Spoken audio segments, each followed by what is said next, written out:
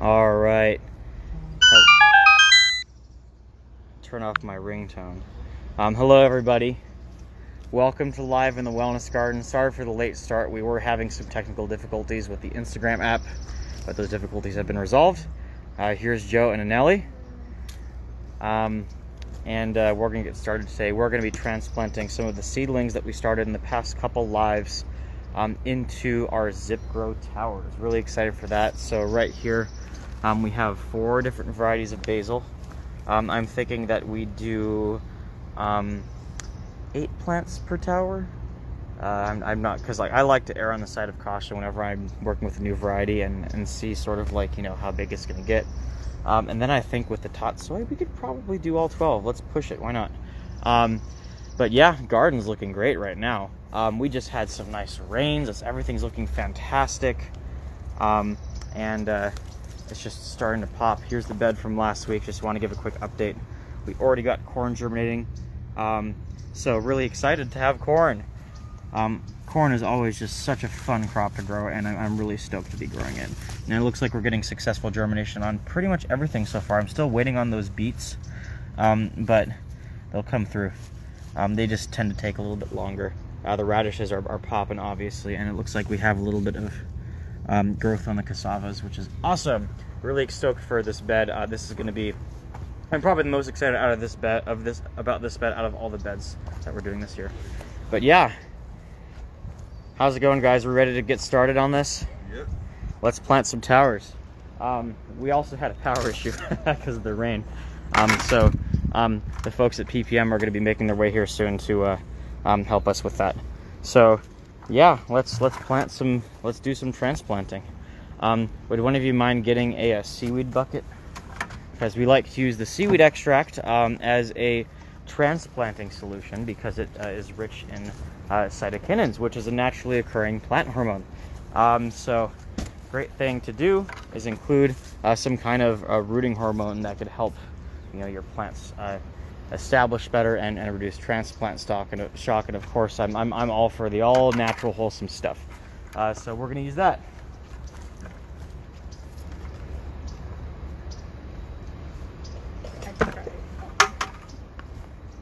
I think after this I'll have you guys start running the irrigation through the food forest, because I want to do that today. So yeah, then we have our towers, of course. We're going to be transplanting into our hydroponic systems today. Pretty straightforward process.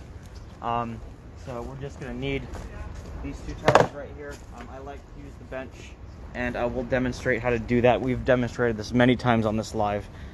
So for those of you who are new, who haven't seen it, always good to see it and see how this system works. It's not rocket science, even though it looks all fancy schmancy. So we'll do that. Yeah, let's get that seaweed bucket going. The bucket trying to separate, so I'm just going to put it in this one. I think I'd like to have you guys transplant the towers today. How does that sound? Yeah, like we'll have Joe and Anelli do it. We're going to be working with a lot more of these towers in the future, since we're expanding our garden. 24 more of them, in fact. So we'll have 28 of them total. Really excited to have more ZipGrow systems up and running. I really like the ZipGrow towers. They're a lot of fun to work with, and they grow food well. Especially if you're using an organic hydroponic or aquaponic system. Sort of like one of the best bets for vertical growing if you're using those systems, since they pretty much have built-in filtration, and you're worried about solids and particulates in organic hydroponics and in aquaponics, and these towers, are able to deal with that relatively effectively compared to something like nutrient film technique, or deep water culture. You get, especially like nutrient film technique, but you get these towers have a greater capacity to deal with solid particulates in hydroponic and aquaponic systems than many other growing methods. Don't even try with a tower garden, for example, to use organic nutrients. Good luck. They'll just cling to the roots and muck them up, and then the plants will get root rot and die. So yeah, I'll get the tower hook tool for you all. Joe is over here preparing our rooting solution, our transplant solution, which is going to be just some dechlorinated water with a splash of liquid seaweed extract. So we'll be getting to that.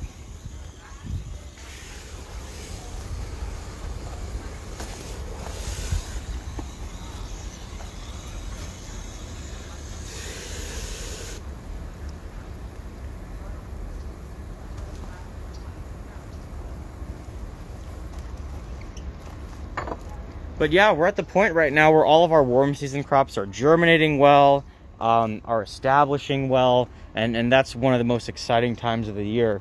That when sort of like that transition really gets into full swing between the winter and the warmer weather, and we can really start doing a lot more now. So stoked for all of our warm season plants. By August, this place is going to look like a jungle. So it's going to be great. Okay, good to go. Awesome. Let's do this. So which one should we do first? Maybe the tatsois. Who wants to do the tatsois? You want to do the tatsois, Nelly? Sure. And yeah. How do you feel about starting to lay down that irrigation, Joe? And then we can switch off. Yep. Yeah, so I want you to get started with the planting in Ellie. And I'll sort of explain the lay of the land with the irrigation here, and we can get started on that. Sure, sounds good. We're gonna double team everything today, because yeah, we'll be able to do cover crops there soon. I'm really stoked for that. Probably more of that kind of stuff we're doing over there underneath the fig trees. Yeah, let's do it. So it hooks right here, solutions right there, and there you are. Let's get you set up over here, Joe. Yep.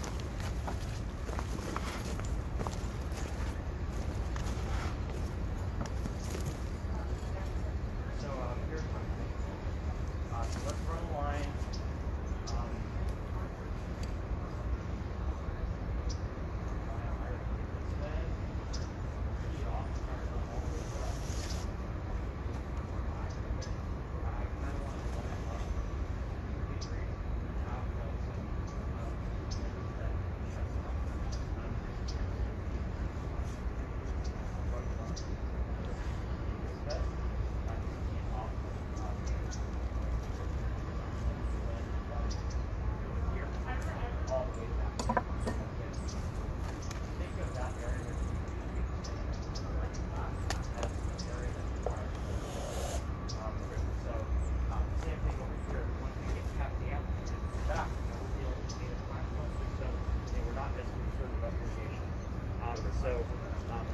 I would say, yeah, just run lines there and like sort of have them like, I think just kind of have them like sort of go through the inside of the one tree, like maybe you can sort of like snake going right here, like there, maybe kind of across, sort of like right back there, stop like right up there, and then what we'll do is we'll attach, we'll attach our micro drip tubing, we'll attach our like micro strip hose. Anybody see the point of left? We're gonna yeah, we'll just use the plain black tubing. Yeah. So this one's going to be Yeah, I think we'll do maybe work there first. around the drip line of the Yeah, then we'll tee it off. And then we'll tee it off again.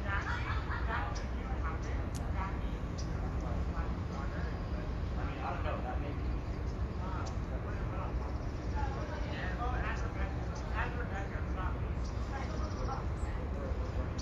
Right there, like a higher pressure area. I think that's so. Start maybe I should start right here and go right there. Go from there with all the emitters. Let's get the tubing is right over here. So and you'll just need some fittings as well. You know where those are if you're good about it? Yeah, let me go grab them from the shed. Yeah, and then we'll switch off because I want you to have a chance to plant the tower too.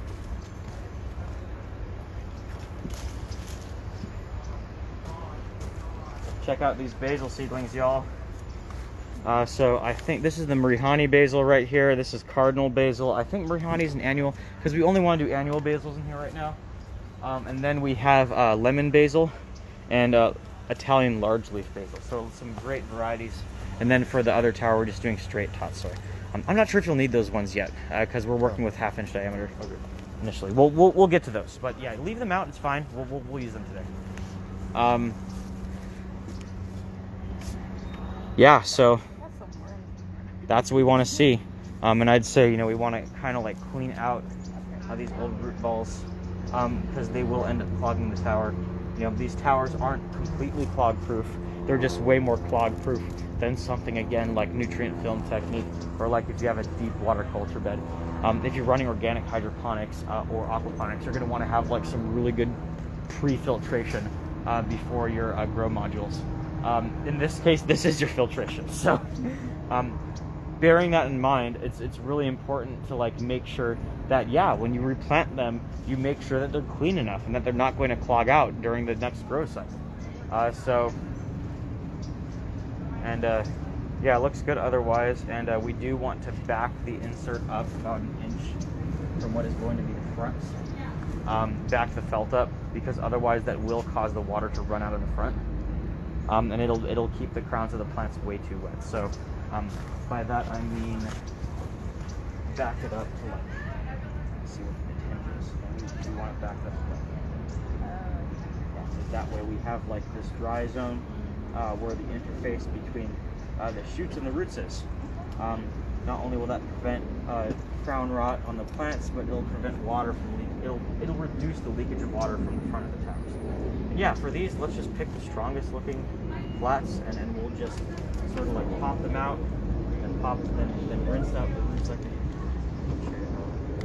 that's what we use. We're a little bit root bound, but that's going to be corrected as we soak them. Yeah, I'd say, you know, minimum 10 seconds. Very, very gently rinse them off, and you know, we'll thin them later because we do need to thin these, and then we'll just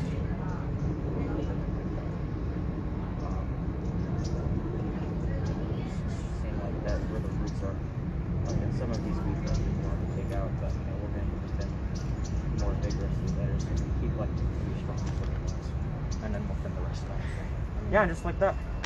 And then just do 5 and have them spaced out relatively evenly. I'll help you with the spacing once you're done with that. Okay. Yeah, question?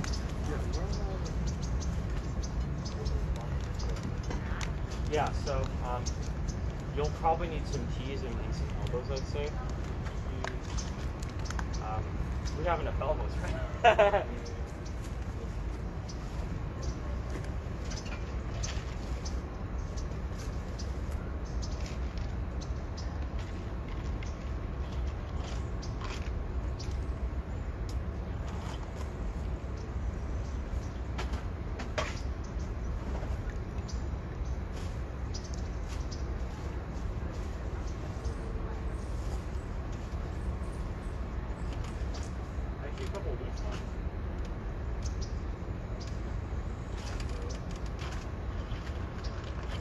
You want to just bring the whole box out?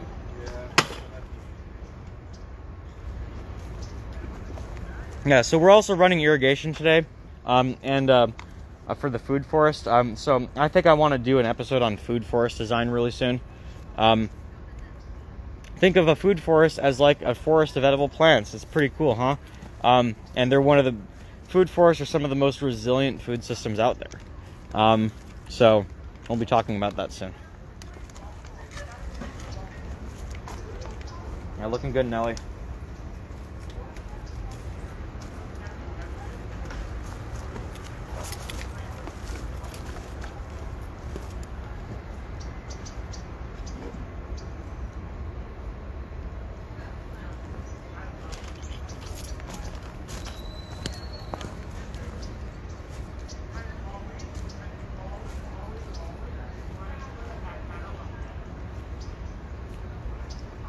Can you tell me those T's, Andre? Yeah, I got you. Oh wait, where'd they go? I had them in my hand. I do that all the time. The irrigation tubing. I think I want to start thinning out this flax a little bit while you're at it. That'll give me something to do that's right by the camera here. Because you know we're getting nice stratification here, but like it's to the point now where we're getting a little bit too much. So.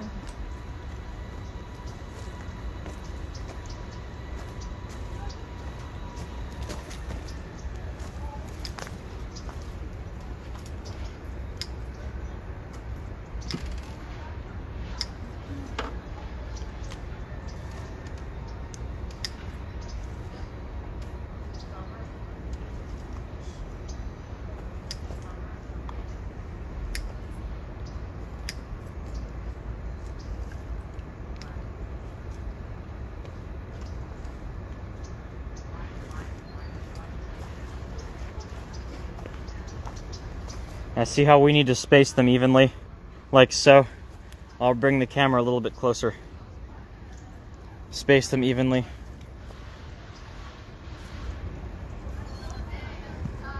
And you know, it's okay for the root mass to be exposed like this because since the plants are going to be fed nutrients and water directly, it tends to create a situation where there isn't nearly as much transplant shock. The plant is not going to have to regrow as many new roots to adjust to its environment.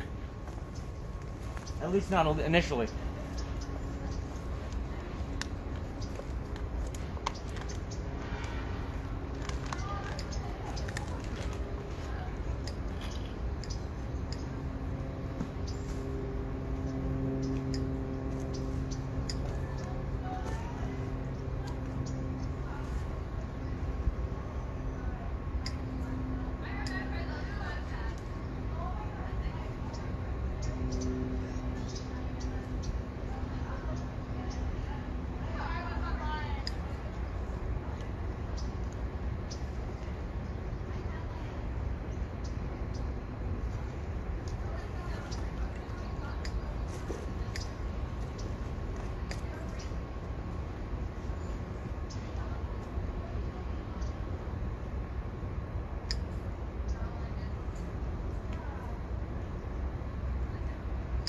Andres, Yep.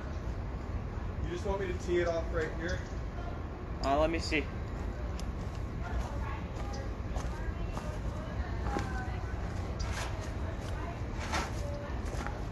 I guess this is where you said it, right?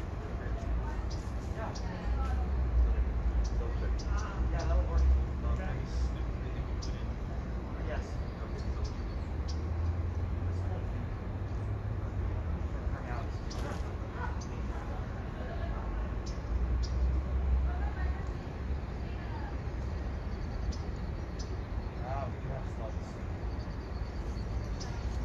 They're not really doing much damage now, are they? Because we have healthy plants.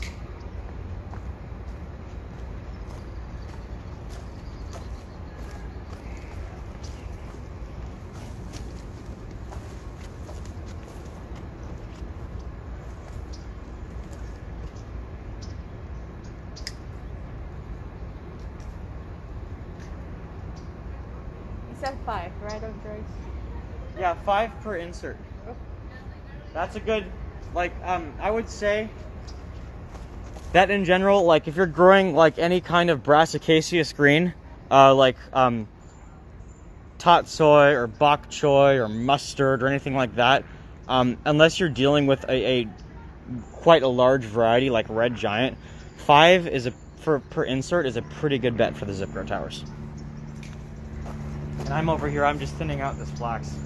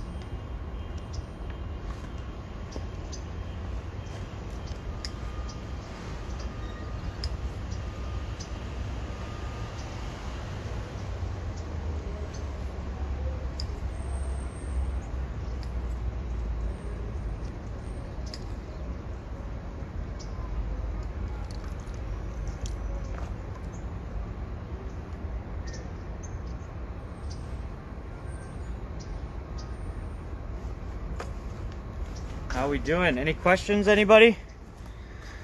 So remember, you can use the Ask a Master Gardener feature on our website, on the Magrum Center website, if you have any questions. I am right here. I'll be checking in periodically. But yeah, we are planting the tatsoi right now. Looking great, Nelly.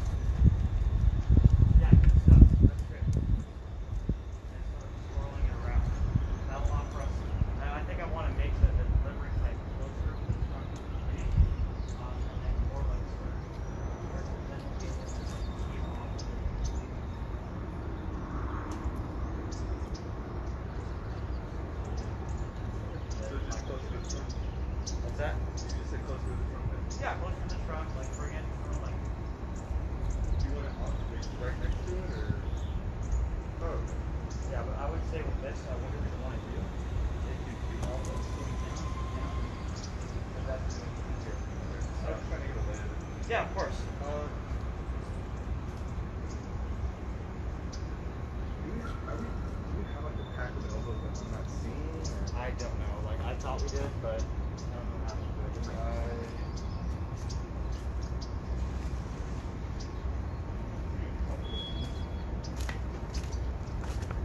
There's one. There's that. Yeah, I mean, we need, how many do we need per thing? We need about 4, so we'll need 8 total.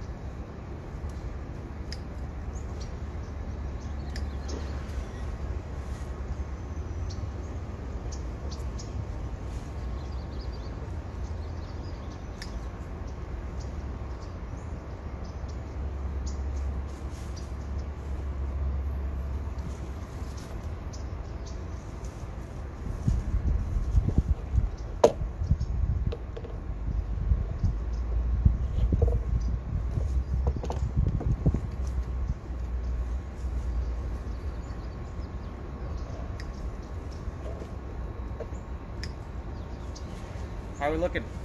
Okay. All right, I'll check the spacing on those for you real quick. Oh yeah. Yeah, so one of them is going to need to be the bottom and one of them is going to need to be the top. And what that means is that, think of it how they sit in the tower. Like the one that's going to be on the bottom is going to be more like, is going to need to be shifted more towards the top, and it looks like this one. This is more going to be the bottom. So we'll need to shift these a bit so that we get even spacing. And you'll see how it shakes out. Okay.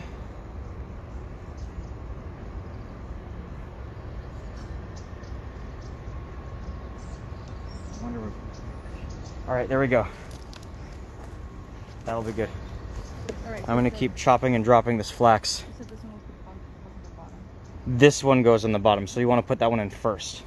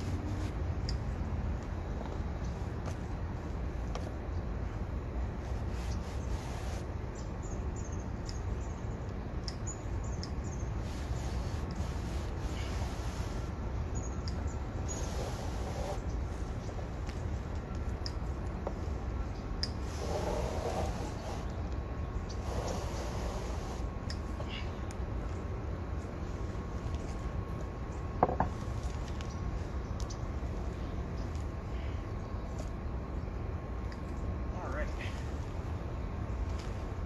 That'll create a nice growth pulse.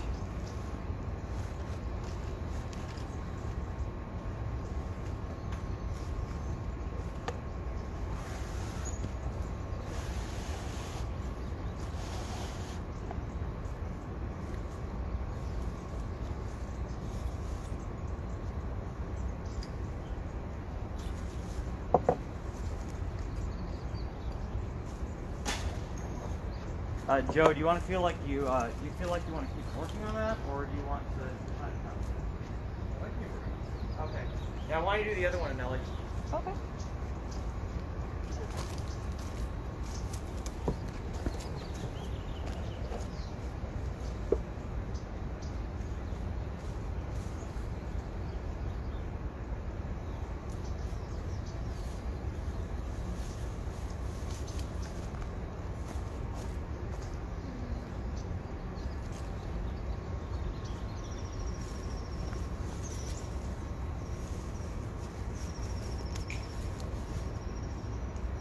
Oh, it's great.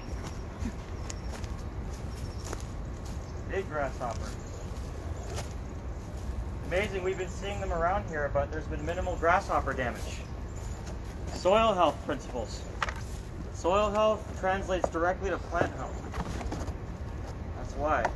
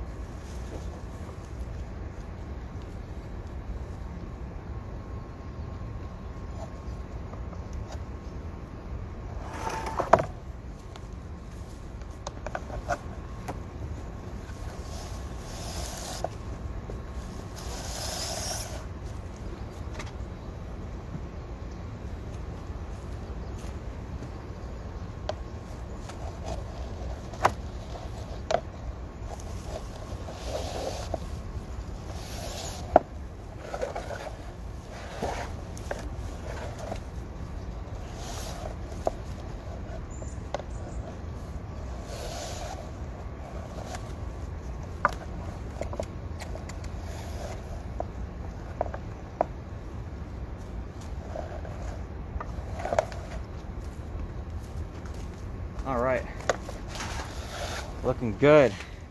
Any questions about hydroponics?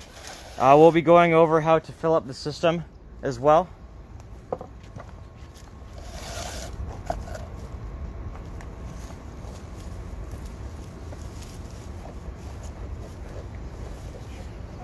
For basil, you said you wanted to do 6 and 6, right? Or 5?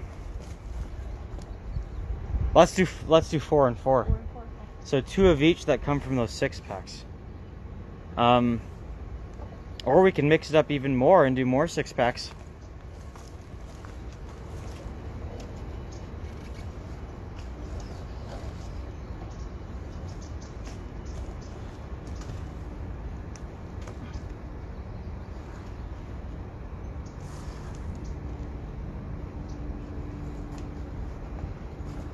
The cinnamon basil is taking a while, so let's do 2 of each from here. You can see beautiful, beautiful basil seedlings. Hydroponics is a very easy and effective way to germinate seeds. All right, 2. looking great. Now this is all looking great. Thinning that flax, getting some good chop and drop for the lemongrass over here. And when we take out the rest, then we're putting the perennials in here. We'll open up some nests.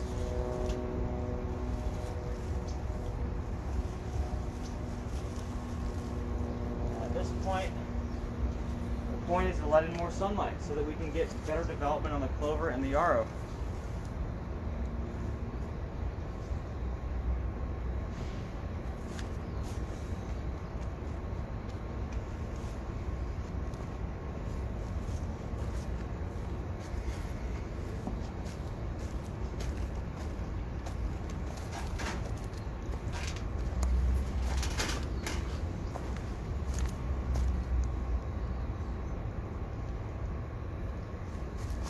All right.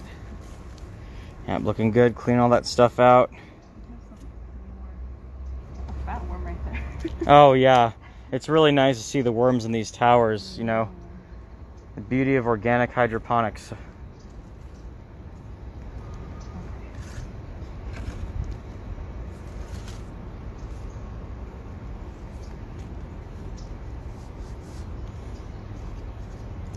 I think we need to, I mean, we'll harvest for the food pantry on Monday. We were gonna do that today, or no, this Monday, I mean, but it rained. and nobody showed up here because I'm not gonna show up in the rain, and I don't expect anybody else to, so. How's the lettuce doing? Great. That lettuce is just loving life. Yeah, we can have a quick look at the lettuce real fast. So, you know, as I've mentioned before, we use regenerative gardening techniques here. And the great thing about regenerative gardening techniques is that over time they pay off. This lettuce here, some of the most beautiful lettuce I've ever seen, right, has not received a single ounce of store-bought fertilizer, not a single spray of pesticides, not even organic pesticides. This lettuce is being grown with nature's operating system. It's just growing. It's growing like a weed. And eventually with regenerative agriculture, you get to that point where all of your crops just grow like weeds. I mean, and we have the cilantro coming up in here too.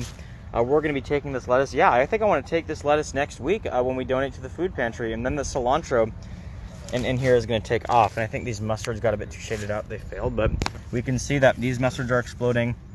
Those cilantros are doing great after we check out the spinach. And so, yeah, that's kind of the situation we get with regenerative gardening practices is, yeah, eventually, like after doing it in one spot for like a year, your veggies grow like weeds. You can throw seeds in the ground and then you'll get veggies. And they reseed themselves. They come up as weeds. They become the weeds. Your crops become the weeds.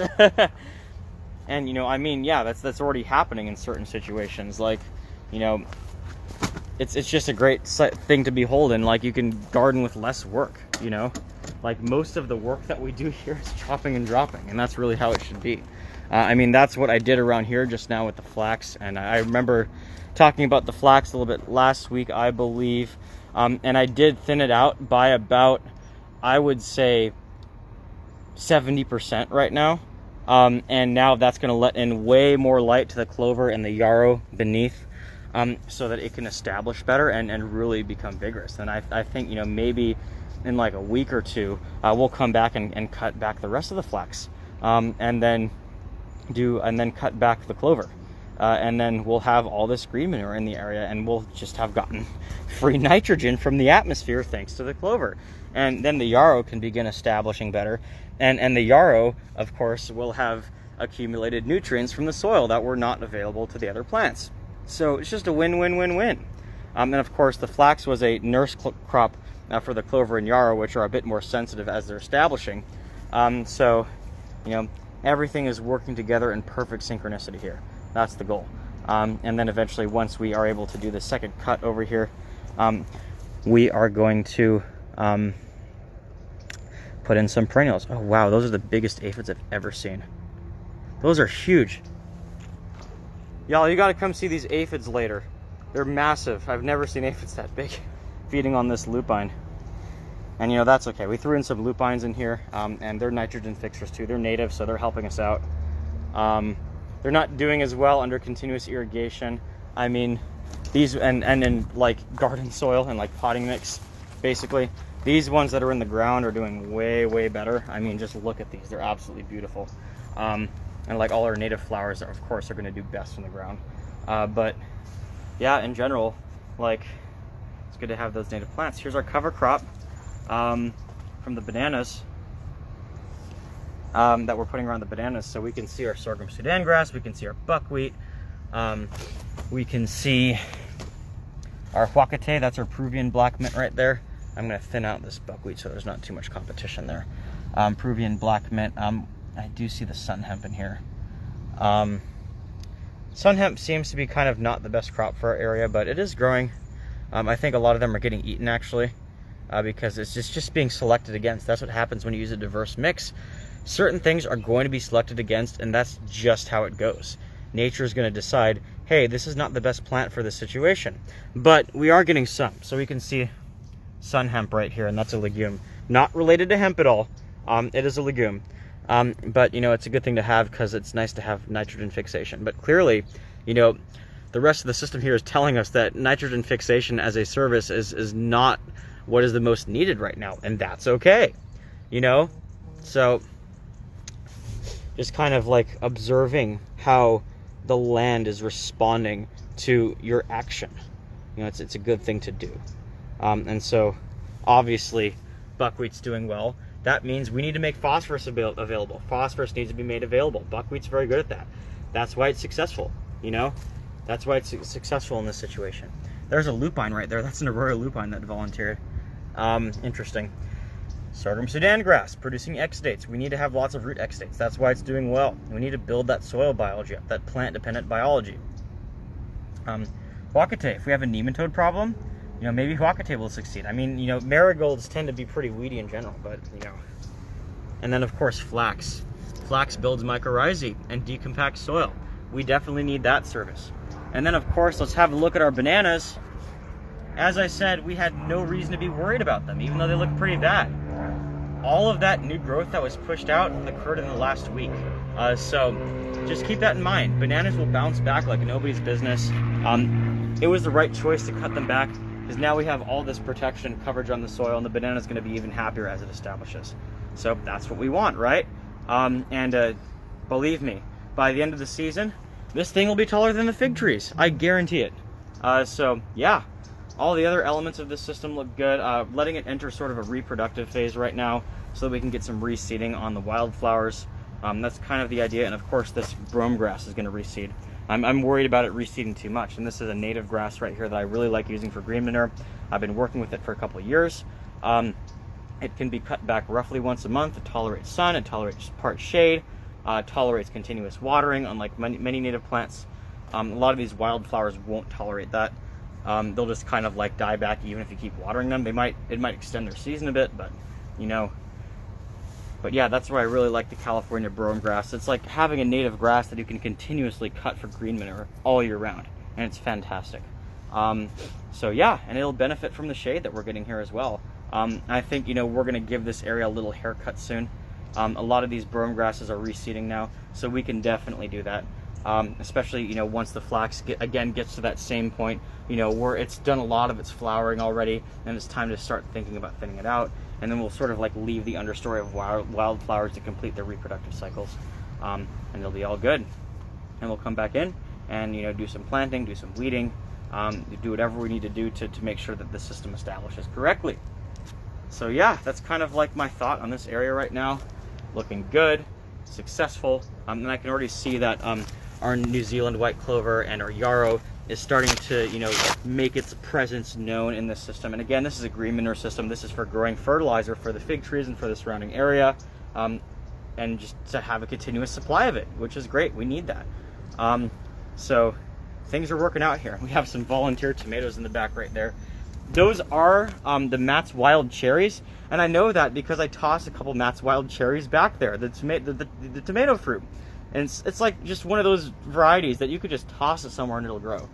Just toss the fruit somewhere and it'll grow. Pretty cool. So yeah, we're looking great. Lots of beneficial insects in here. This area has been absolutely swarming with ladybugs. The comfrey is bouncing back super strong after a harvest. So the comfrey is going to become very important in the system soon. And yeah, just looking fantastic overall. Here's some oric. This is a vegetable. And we do have like a lot of weedy stuff growing in here. Like this is the native nightshade. I think it might be Douglas's nightshade. Looks like we even have some beans growing back there from last year, because we did have some beans here in the ground. So yeah, interesting stuff. It's looking good. And excited to get some perennials in here. It's time to start thinking about germinating some of them once we give this system right here a nice little cut. We'll open up some of those nests, those planting sites for those perennials. And we still have our strawberries establishing in here too. They're there. And once we give this whole area a cut, the strawberries will really make their presence known. Garlic chives as well. They're kind of getting buried right there, but they're in there. So we'll make a cut, and all these plants will make their presence known, and it'll be all good. All right, let's check in on a Nelly. Just want to kind of take a little excursion over to that area. And it's a great way to establish a food forest, is to have sort of that like perennial cover crop and sort of allow it to become less dominant in the system over time. You know, living roots in the soil at all times, biodiversity, succession, stratification, all these principles are important for establishing a healthy garden ecosystem, all important in the science and art of agroecology, which is really what we're practicing here, is agroecology. The science of ecology applied to the design and management of food production systems. All right, looking great, Nelly. Fantastic. I'm really excited for basil. We're gonna have so much basil this year, so many different varieties. Yeah. It's just gonna be wonderful. And we're gonna be doing some more in the ground along with tomatoes. Basil and tomatoes are sort of like a classic quote-unquote companion planting duo. But of course, we're being very intentional here as well, and we're gonna be including other things, not just tomato and basil in the system. So yeah, Nelly's finishing that up, and we'll talk about what we're gonna do here. So we are hosting a Grow LA vegetable gardening training here, formerly known as the Grow LA Victory Garden training, and this is going to be our future tomato bed. You can see that we've cleaned this out. We've taken out the plot, we've taken out the netting, and we're getting some things established here. So we did make a cut on the parsley it is kind of coming back, but a lot of it is bolting, so I don't think we're going to leave it in. We're also establishing a couple other things. So we recently planted beans and sorghum Sudan grass here, and also with the vegetable gardening training people, we did plant some huacate, some Peruvian black mint the other day. Hopefully that does well. In case it doesn't establish, we'll start some transplants today. I'm thinking we'll probably consolidate some of those basils into less trays, and then we'll start some huacate and goldenberry transplants. So yeah, looking good. So the idea is we're gonna have a succession of beans and sorghum Sudan grass running down the center. The beans are gonna provide a yield for us, fix nitrogen. The sorghum Sudan grass is gonna grow big and tall, put down strong roots so that it can provide support to our indeterminate vining tomatoes that are growing right here. So basically we're gonna put tomato, basil, tomato, basil, tomato, basil, and then we're gonna have the black mint growing in between it. I might even choose to do some more beans to help the system get established, but I'm going to want to wait for the Peruvian black mint to germinate first. It's important to have all that nitrogen fixation going on, folks. So then, as the system grows up, we'll leave 2 sorghum Sudan grasses in each of these planting sites to sort of like become a living tomato trellis. And we can also harvest them for biomass on a continuous basis. The sorghum Sudan grass and the huacate will work together to control nematodes in this bed. And so we're just kind of like creating this layered companion planting system, this layered polyculture, where all the plants sort of like connect together in a network of relationships of mutual aid to provide services to one another. And just to the system and the soil in general. That's effective polyculture design, folks. You know, design an ecosystem, agroecology. Apply the science of ecology to the way that we plant our crops. That's it. All right, so it is 10:30. I'm thinking we should cut it off soon, but we'll have a look here at the tower that Anneli already planted, and she'll finish up.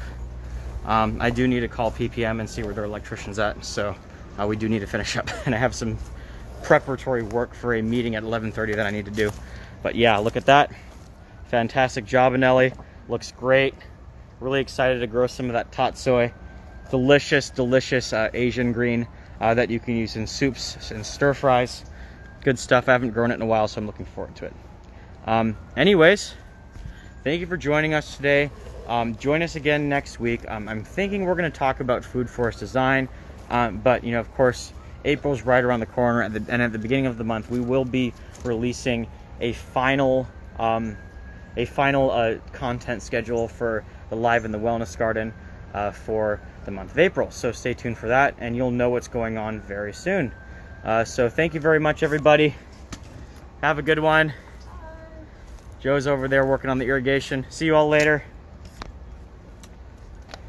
Have a great day. See you at 9:30 next week.